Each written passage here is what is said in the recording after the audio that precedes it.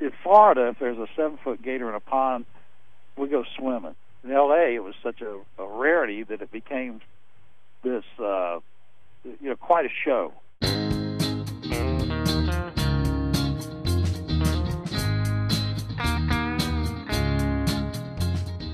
We're a very small strip of LA City property, and in our midst is Mikado Lake or Harbor Regional Park.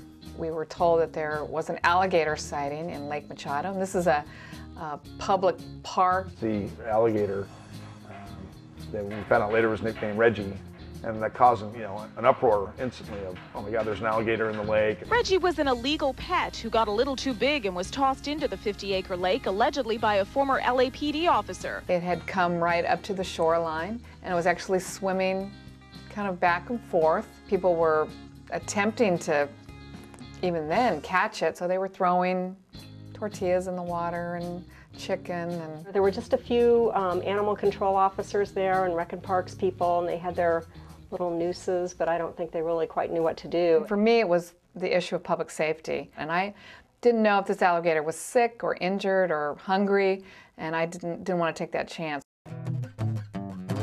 In Harbor City, there is a park. Crazy old man Murray McGee took his gator for a walk in the dark. He had it by the leash, but this gator began to shake. It tore off its collar and it headed out for the lake. He said, "Nunca me encontraron." This is all I heard him say. "Nunca me encontraron." Think that he's still there today. Nunca me encontraron. This gator's got down on its knees. Nunca me encontraron. You'll never catch me.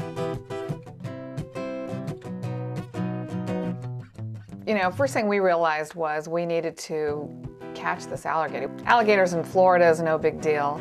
Alligators in Louisiana is no big deal, but apparently an alligator in Los Angeles made the evening news. So we actually were contacted by Jay Young from Colorado, who said he was a experienced gator wrangler. He showed up with a leather cowboy hat, a leather vest, and he actually had a necklace made out of alligator teeth.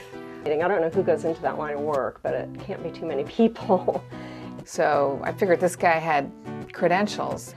Nice guy, nobody knew too much about him. I don't think he ever even saw it.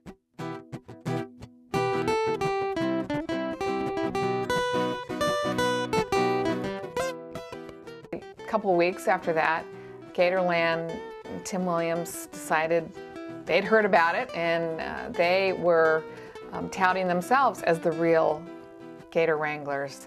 They had caught hundreds of gators. The first thing that was kind of interesting with Reggie was I talked to some of the parks and rec people and stuff, and the impression I had of the lake was grossly different than what we saw when we got out there. It was a much larger lake. We didn't catch him. There ain't no bones about him. It's more difficult to catch than anybody suspected. We worked very hard at trying, and he beat us. He's a good gator. The Los Angeles Times was actually interviewing a lot of people who were homeless and had been displaced from New Orleans, and they came across T-Bone Quinn. Kind of upset the apple cart. And he then said, I'm so grateful to Los Angeles for taking me in. I'm so grateful for shelter. I lost everything back in Louisiana. I have been known in my day to wrestle a few gators. And then they find out he doesn't even have insurance. We had plenty of insurance and stuff. Then they find out he's wanted and he gets extradited back to Georgia or Louisiana and put in jail. He was a felon.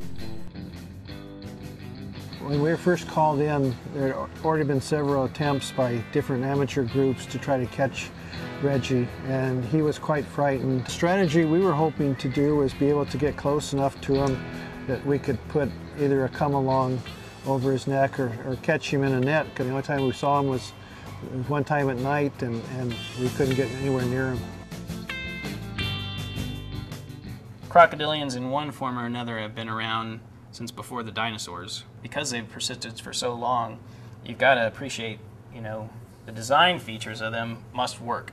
They have not just a regular eyelid that closes top to bottom, but another one that moves side to side. See that one? And that works like goggles. Obviously, their teeth are well designed for capturing prey, and they have massive jaw muscles. I'm not surprised that it's had no trouble in evading people that have been trying to capture it. We're talking about a huge area and a fairly small animal. An animal that's perfectly designed for living in water, staying underwater, staying out of sight. So he's got a big playground, and he's smart, and he's got an abundant food supply.